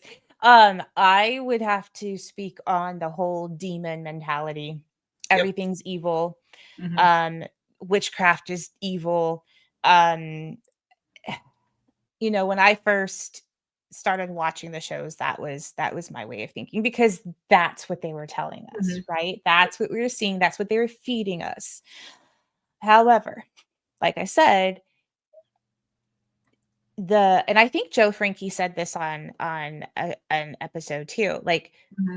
the presence of demons or something evil happens far, far, far less frequently than you would think. It Hmm. is so, so rare to come across something like that. Yep. But if a person hears something, even if it's their house settling, it's automatically a demon, as Sandra Hmm. just said. Yep. So that's definitely a myth that I was very, very happy to give up Hmm. from my own thinking and say, okay, well, something else is going on here. Why are spirits hanging around? Like, what's their mentality? What was their state of mind when they died? Why, or are they coming back? That's another Right. one. People have a really hard time accepting that they can come back and visit. Why wouldn't they? Right. They have free will. I mean, we Yeah. preach free will in life. Why wouldn't you have free will in death? Right. So, yeah, that would be mine And if everything's demonic, we're on the verge of a takeover with as for much as what sure. people are seeing right now. Yeah. But yeah, that would be my number one. And then number two is orbs are paranormal. I'm sorry. Oh, yeah, I, that's on the top of my list. Yeah. or in photographs, no. I mean, even if it is compelling in a video, I still say no unless it's seen by your naked eye. Yeah. And I've seen a red orb flying over, and I wanna see personally, one it so doesn't bad. matter what color it is. I don't care. Red Yeah. doesn't mean evil, blue doesn't mean Doesn't peace. It's Black just doesn't mean whatever. evil. Right. Yep. It's all Yeah. how you look at it. But I mean, I saw Mhm. a red orb floating over a triangular field in Gettysburg one time. Oh, that's so And I cool. took video and photos and didn't pick it up on any of them. That is so cool. So, yeah. So if I need it's to in go a to Gettysburg photograph, with you. I've never been. I've not oh been to my God, Gettysburg yet. we need to Let's go. go. I can show you all the Let's go. places I've had experiences. Yes. And I'll introduce you to Mark Nesbitt up there. Yes. He's Yes. amazing. Yep. Awesome. Yeah. I'm Okay. trying to get him on the show, but Wednesday nights he's always busy, so it's kind of hard. Oh. So, okay. Should we go down into let's see. Let's go into personal stuff. Let's get personal. Okay. And if we miss any questions, we could always, because we do have some open dates with no guests later this month. Oh yeah, yeah, we can do So this again we for could do sure. another show again. So, What if the yep. orb was filmed in infrared? You're the film expert. You answer this one. For me personally, I still wouldn't accept it, even though it would be more compelling on infrared. But there are so many things that even infrared, because infrared personally, from the research I've done, that is what causes them to begin with. You have the infrared coming off of your phone, or when they came up with digital cameras, that's what started causing it. Yeah. Or the red eye remover on old Yeah. film cameras. That is, once that started, you started seeing more and more orbs in photos, and it's so. I mean, I still personally wouldn't take it, but if it was an actual infrared camera, it might be a little bit more compelling. But I still think it could be something explainable in that aspect. Yeah. Yeah, Let's I burst see. everybody's bubble when it comes to photos. I know. I do. I do too. I do That's why I too. left all the groups. I'm like, I'm We've done. had oh, there was one photo I came across a while back, and on your iPhone you can take the crayon or the marker Mhm. in a photo.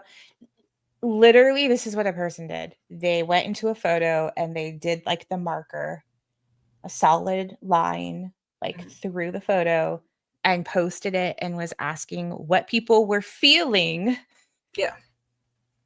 or getting from looking at it. And of course What there are you was a getting off child. that for? There was also a child in it, so you're playing on people's emotions there. Right. And I was happy to see that there were a lot of people calling bullshit Mhm. on it. Yep. I was very happy to see that. However, there was a lot who were like, "Oh, I feel this, and you need to call a priest, and it's this demonic." Yep. I couldn't believe it. Mhm. Like, are you kidding Yeah. me?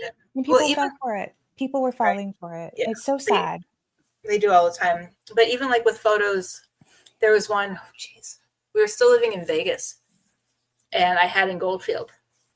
Mm, And my way, and I actually have a whole presentation on this that we can do down the road, but my way of actually determining if I really think it's paranormal is I will send it to 5 people. oh, that's a good I idea. won't tell them what it is. Two of Yeah. them are usually, if it's a photograph, I have photography experts that I send them Mhm. to, and then 3 paranormal researchers. Yeah. And one time when I did it, they all came back with the same answer, and it was exactly where we thought it was. Okay. So, and to me, that's like, okay, this is something real. And same thing with audio. Send it to 5 people, because then you Mhm. have that tiebreaker if 2 are torn. Yep. And of course, you don't tell them, hey, I think something's paranormal in here. It's like, hey, look at this photo. Let me know what you see. But I've seen people will post, hey, look at this photo, and everyone is like picking up things in different locations. And it's Yeah. like, okay, obviously there's nothing paranormal in there because There's nobody's like picking things 8,000 faces all of a sudden in one up. Right. photo, Right. and Or they're all demonic. right. And I always tell people, don't, whatever you do, don't circle what you see and share. Not only do you want people looking at it to find it on their own, you Yeah. want people looking at it to circling it edits the image and Mhm. distorts the pixels, Yep. which could cause false positives.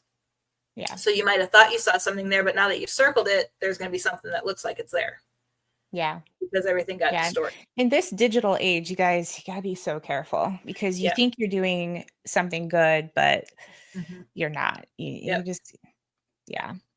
I learned And that from Dr. Kelly yeah. Well, it's when I tough took the too film because class. you look at the EXIF information on the digital Yeah. photos, but I've now discovered, and someone introduced this to me on a podcast that I was on a couple months ago, that AI, if you ask it to, No. it'll generate the photo with doctored EXIF information.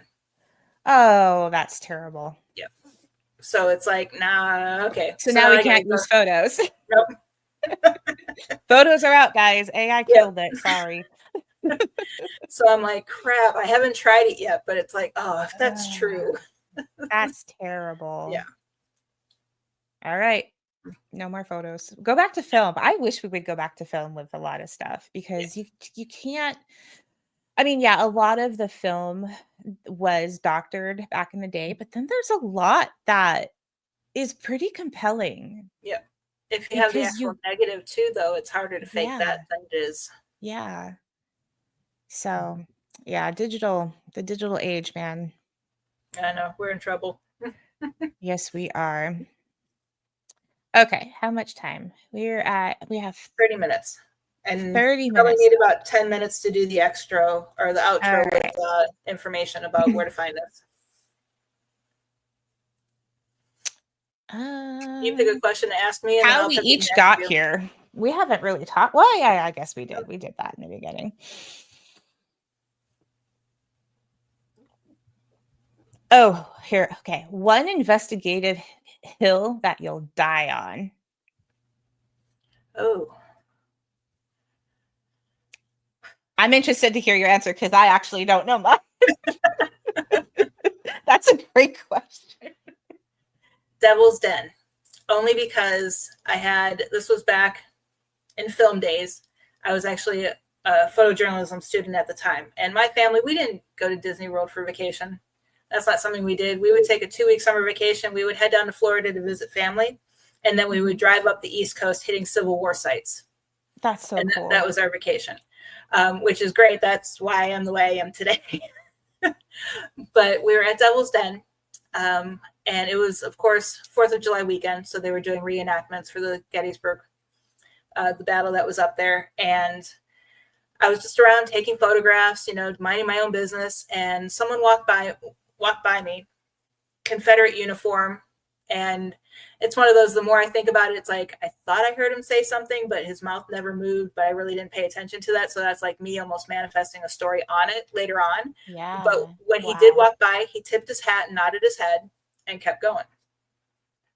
And I was like, me still taking photos. And I'm like, oh, shoot, so cool. Wouldn't it be cool if I had a Confederate soldier in my photo? So I ran around the boulder to catch him. He was gone. Oh my God. Absolutely That's so cool. Gone. And I was like, crap. And I searched all over the place to see if he could be hiding somewhere. And then other than that, it was a big field. And I would have seen him either walking away or running away. And he was just completely gone.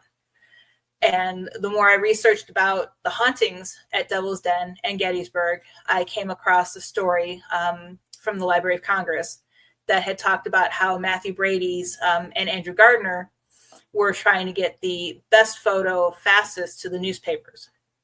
Mm-hmm. And Matthew Brady wasn't there yet, but he told Gardner, go ahead, do what you can, do anything you can to get that photo. Well, there's a photo of triangular field, a whole bunch of dead soldiers on the ground. Yep, and you can clearly see the face of one of them. That is the same man who is the sharpshooter, Devil's Den sharpshooter that was dead, sitting, shot in the head with his gun next to him at Devil's Den. Wow. They finally identified who it was, and they had a photo of who it was in this article. That was the man I saw. So yeah, so everybody's like, no. And I'm like, no, that is who I saw. And they're like, oh, that was 30 years ago. How do you remember that? And it's like, I remember that experience. You never forget it. Right. Like I have goosebumps. Yeah. Hearing so that is one story that I will, Yeah. Yeah. I mean, and for me, very similar experience. Like I had never had any kind of paranormal experience. Mm-hmm. And it's kind of crazy that my first paranormal experience was a shadow person, and I've had people try to explain it away. Mm-hmm. And like I said earlier, I wasn't in bed. I wasn't sleeping. I was literally awake and walking. I was not sleepwalking. I was up about to get in the shower so I could get ready for school. Mm-hmm. What's crazy too is that this shadow person was in my living room, and we had a cat at the time. And the reason I turned the corner was because my cat was meowing, but not like it was being hurt. It was meowing like it was happy. Like, it like somebody was playing with it. And when I turned the corner, this shadow figure was petting my cat and then stood up. So for me, because I watched this kind of transformation happen from it crouched down and my cat just like sprawled out on the floor, enjoying this thing, petting it. Mm-hmm. And then it like, when you like rotate on the floor and then you stand up, like that's what it did. Right. I can't explain that. Mm-hmm. You can't tell me I wasn't dreaming. I was awake. Yep. In fact, I'm not ashamed to say that I ran and jumped in bed with my brother and was like, somebody's in the house, and freaked him out. So then it took us like 10 minutes to get the courage to like walk back into the living room. And we lived in an apartment. There was up on in a high-rise building. So there's one front door in and out of this apartment. It was just us. That's it. Yeah. So again, like, you can't discount people's experiences Right. just because you don't understand it. Mhm. Yep. Yeah. Yeah. And that's always the hard part because you don't know until you've experienced it. Yeah. I mean, if had I not, I wouldn't even believe it. Mhm. I'd be a complete diehard skeptic, I'm sure, Mhm. had that not happened to me. Yep. Yeah. Yeah. Okay. So, quick question: do you think full spectrum camera is worth the investment? Mhm. I personally don't own one, and I don't think I ever would. However, I know someone who has one, and I've seen some interesting evidence from it. Have you? Okay. Yeah. I've not. I've not. So that's the only reason I'm really hesitant to invest in one is because I really haven't seen. I mean, I know there's evidence out there, but Right. I haven't seen a lot. Right. Yep. We've just seen So, what look like shadow people yeah, that because okay. we would take it side by side. He would use his camera and I would use a regular digital camera. And there Okay. would be things that he would see on his that didn't pick up on the regular one. Mhm. So that Okay. kind of was like, and we still didn't count it as paranormal because we didn't have an Mhm. explanation, but Yeah. it was more, it's kind of it's worth experimenting with a little bit more if you Okay. have it, Okay. and then that brings me Is up. it necessary? I don't think so. Yeah, not necessary, but and that reminds me of I've talked about it before in the past, but what is your opinion on the ovilus?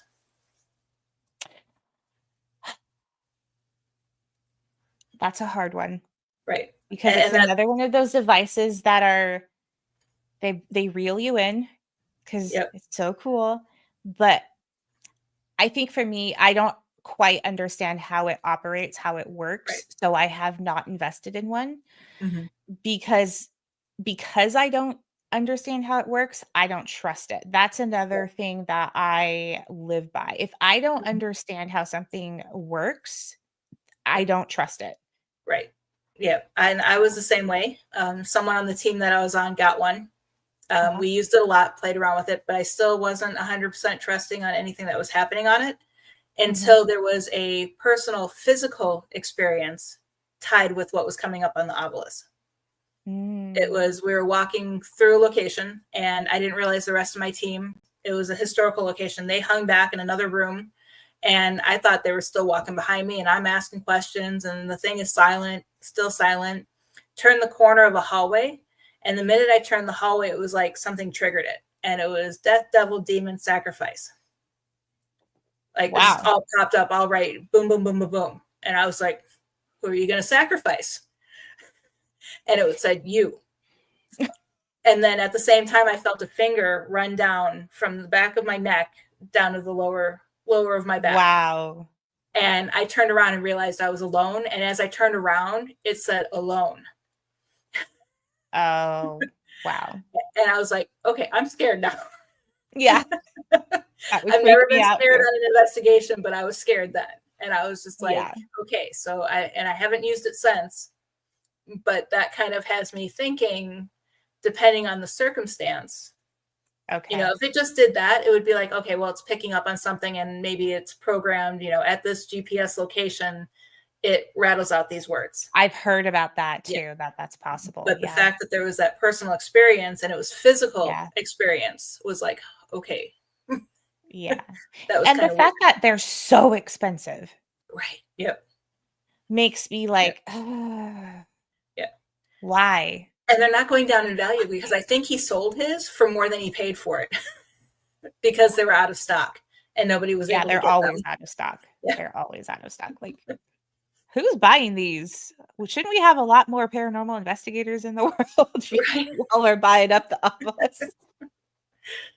Okay, Wow. so we have about 10 more minutes for one more question before we need to start doing something, but let Okay, me you see what pick I the can last one. find.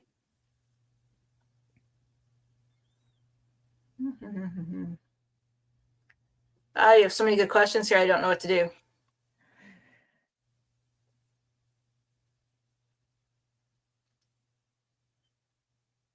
Okay, what gap in the field do you feel needs filling And how do you feel that either you could do it with your paranormal research or we could do it as a platform of Ghost Education 101?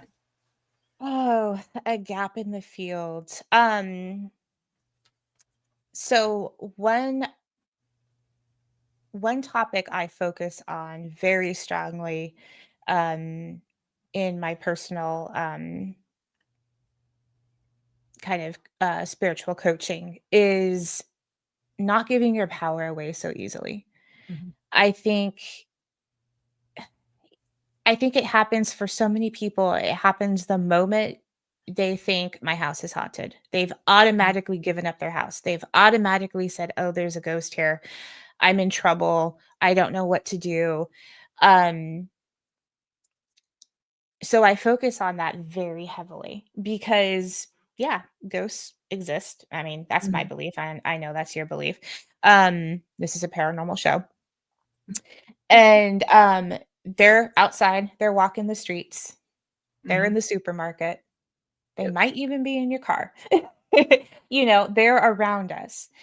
And that doesn't mean you have to give up your personal power. You don't have to say, okay, like I'm a prisoner of whatever is around.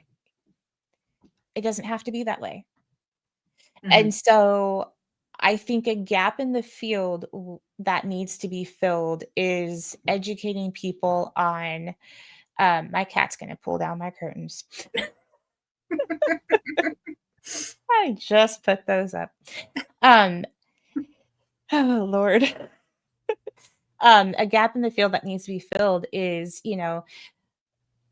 if you're going to be a respected paranormal investigator and you're truly out to help people, you want to help those people regain their power. Mhm.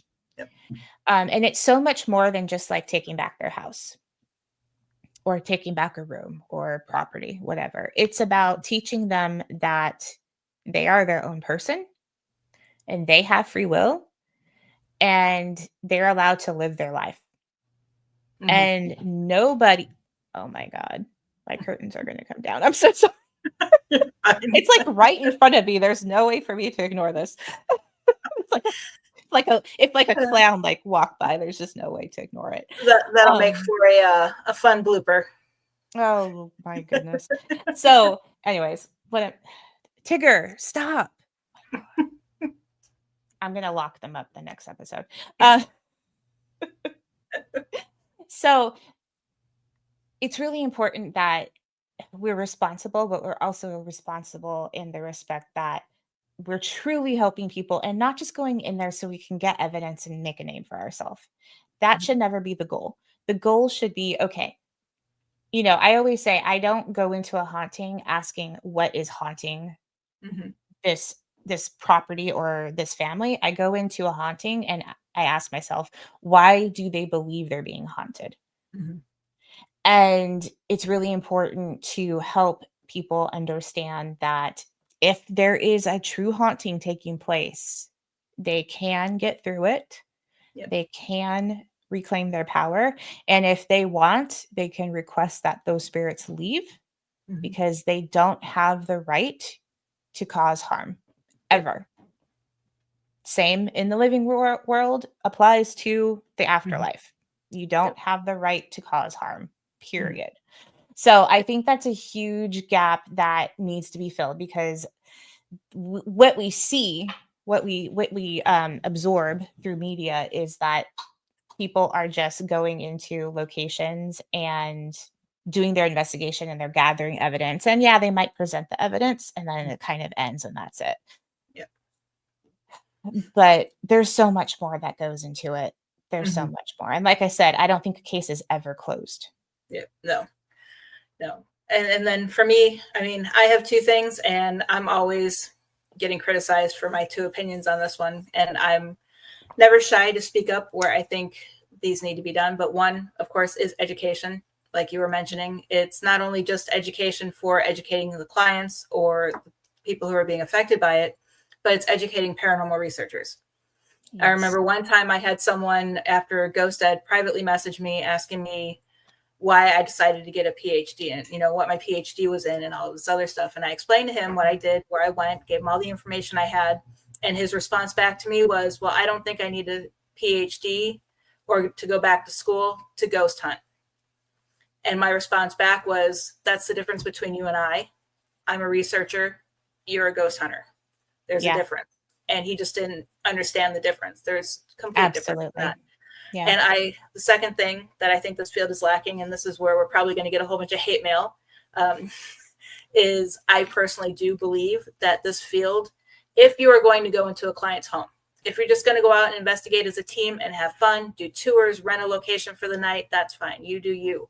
But if you are going to go into a person's home and present yourself as someone who's there to help, I do think that there needs to be some type of regulation, some type of database. I mean, not so much government oversight, but something that is, you wouldn't go to a doctor that he just watched a YouTube video yesterday and he thinks he can help set your leg.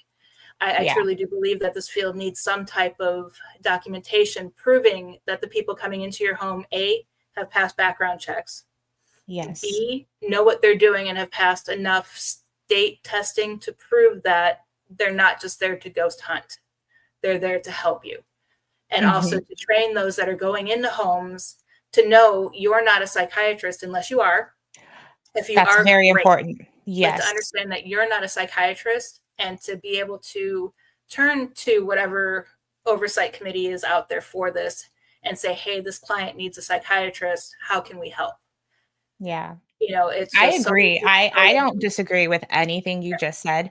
And yeah, I'm sure we will get a lot of hate mail. And I know that there are so many people out there that don't like that. But guys, let me just tell you, there's a lot of shady stuff that happens in this field. Okay. A lot of stuff that happens behind closed doors that the public doesn't know about. A lot of people have hurt clients. Steered them the wrong way, lied to them, stolen, taken money, requested things that are just outrageous. Like, people get taken advantage of.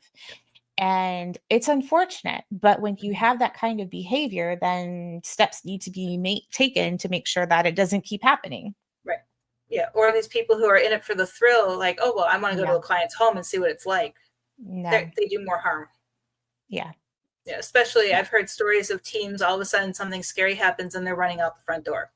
Oh yeah, we've actually, one of the historical locations that we go to frequently, actually, they had that happen a couple years ago. And it was the talk of the town. And it's like, we've been there so many times and nothing has, in fact, they love us when we go there. You know, nothing's ever touched us, ever chased us, ever attacked us. They just wanted to put something on YouTube. And it's just ridiculous. Yeah. So, and I mean, and that's the saddest thing is, if you're helping a client, even if the client says, yes, go ahead and put it on YouTube, I personally still don't think you should, at least to where it's recognizable. Yeah. Because that poor client then is now going to be getting 101 calls from every ghost hunter in the world wanting to come investigate their house. Yeah. And that is, I don't think people realize how exhausting that is and how stressful that can be. So, yeah, I agree. We're definitely going to have another one of these because we didn't even get to half the questions that I had drawn up. No, so I'm thinking probably the 22nd because everybody I've reached out to is busy for Halloween with all of their other presentations. Yeah, Halloween's hard. Yeah. Let's do another host Q&A. So real quick before we go, I did want to touch base on a few things for us. Let me scroll down to here. I know you and I, we've been discussing some things back and forth about some things that we have planned for Ghost Education 101. Just a couple things that we're going to throw out there because we're hoping people are interested. And if there's anything I missed, just let me know. I know we've talked about possibly doing a weekend retreat, which would be a training session with all of us. Different lectures. We have a couple book ideas. One thing that we want to do, which I think Gettysburg would be the perfect location, would be a live investigation where you and I go to a location and we just investigate and we air it live. Girl, if you want me there next week, I will move heaven and earth to be there. Unfortunately, I won't be there next week. No. Honey, I'm going out of town. But we will make it happen. One place I would love to is to get you out here is the Dr. Pepper factory. Oh, I know. I was just telling my husband before we got on, because he was asking where you moved to, and I Mhm. told him, Yep. and I was like, it's near the Yep. Dr. Pepper. I was like, Yep. that means I've got to go. Yep. We went there in the daytime, walked around. We actually have passes to go there for a full year, and we haven't been back Nice. yet. But they do ghost tours, but I'm in the process. I need to reach out to them because I want to offer them something more than just a ghost tour. But they have little signs up throughout the place with a little ghost holding a Dr. Pepper. And it's like, this is a hot spot. So it's like they embrace the that is paranormal so activity at the cool. location. It was cute. So yeah, that would be one place. awesome. And that's right across the street from Magnolia.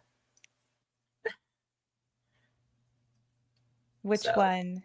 Oh, the Dr. Pepper factory in Waco, Texas. So, but yeah, so the silos for Magnolia is right across the street. Mhm. And those are kind of eerie looking, but I don't think there's anything there. And if there is, Joanna's not going to let anyone investigate to say there is. No way. But we can go grab coffee. Right, exactly. It was really cute. We didn't stay long because we were there, for a short time, but definitely want to go back up there. And that downtown area, there's a really beautiful church there. That's what I hear. Yeah. It's real nice. Yeah. Awesome. Oh, I'm all for it, girl. Yep. Let me know when. Just some things that we're planning on over the next year, I guess. And just real quick to go over some of the guests that we have planned so far. We're still working on it, but next week we do have Blake Best joining us. He is a return guest, has joined Ghost Education 101 every Halloween for this will be his 4th year. So he always gone and I didn't realize it was that many. Yes. Cool. He's fun to talk to. He's had paranormal experiences in the past, but he does a lot of horror movies as an actor and also has written several books. And he's also a music composer as well.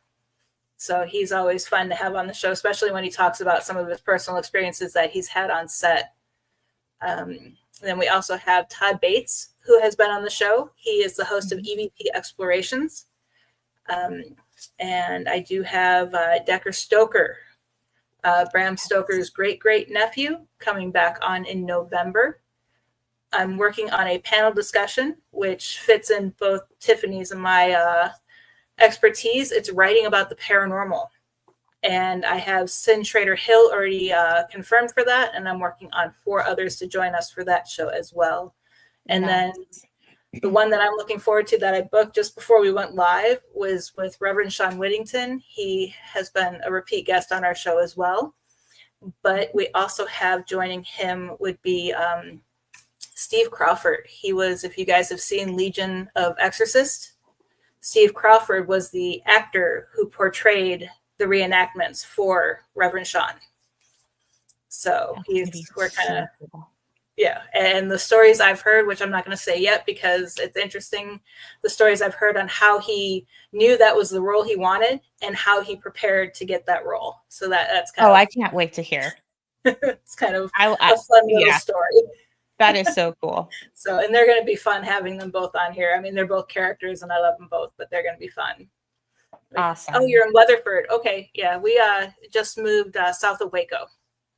So we're down here. So I see an investigation in the future with you. So definitely need to get Tiffany out here for that. And just trying to think. And of course, we're going to have some repeat guests coming on. I'm just waiting to confirm the dates. So make sure you guys stay tuned. And hold on a second. I've opened too many tabs and now I got to get back. Okay. So make sure you guys are following us at Ghost Education 101 on Facebook. You can catch all of our shows there live every Wednesday. And also I'm going to be putting up our list of shows that we have coming up as we go. And if you need to watch the replay, we do have our YouTube channel. And one exciting thing coming up is it's not fully up yet. There's just a little welcome page sitting there saying that we're coming soon, but we now finally have a website.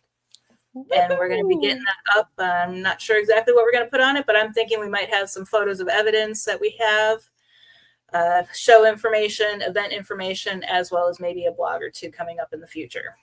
Yeah, for sure. And we'll probably also have links to all of the past episodes that we've Yeah. recorded. Yeah. And those are all actually, they're all on YouTube as well. Mhm. So that'll be finally nice to get them in a little organized little section. Yeah, one location. I know.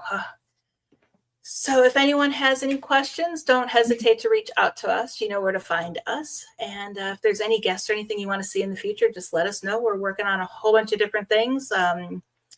Hopefully life slows down for me and I'm able to to catch up. I The never summer thought. flew by, and we both moved during the summer And, too. yep, So yep. Yeah, we've we both been moved talking to and each other and throwing ideas around yep. during a move for both of us. So it's been crazy. But Telling we still Heather made it happen. my office, it's the only room in the house that's like fully functional with no like boxes left Oh yeah. unpacked. So Yeah. Yeah. You should see our garage. It's still packed with boxes that are taller than me. It's like, oh my God, am I ever gonna get unpacked? it's just how do we have all like where did this come from? I don't No, understand. yeah. And we're gonna have one heck of a yard sale in the spring because as I'm unpacking, I'm like, why did I move this? Oh yeah. Why did I pay to move this cross country? It's like We came across a piece of furniture and I'm like, how did that escape not being donated? We've had the donation people out here like 3 times. How did this I don't you know, it's there's nowhere for it to go. but at least we know every Wednesday night we can escape and have fun here. 100%. Yeah. Absolutely. Thank you so much for having me, inviting me No on, and problem. I'm Thank super you for excited to be joining. here. This was a lot of fun, Yep. Yep. and I'm looking I'm forward to what we really, can do. really looking And forward yep. to the And future. we definitely, Philip needs to join us for a show here and there Yeah, instead of just being a guest in being our peanut gallery making comments. I'm working on him. I talk to him almost daily. I'm working Yep. on him. He's just being super shy. Yeah. We'll just bring him back as a special guest every once in a while. Yeah. Yeah. It'll be more meaningful for him. But if there's nothing else left to say, I guess it's good night and we'll see you guys next week. Yeah. Thanks, guys. Have a great Have a night. great night.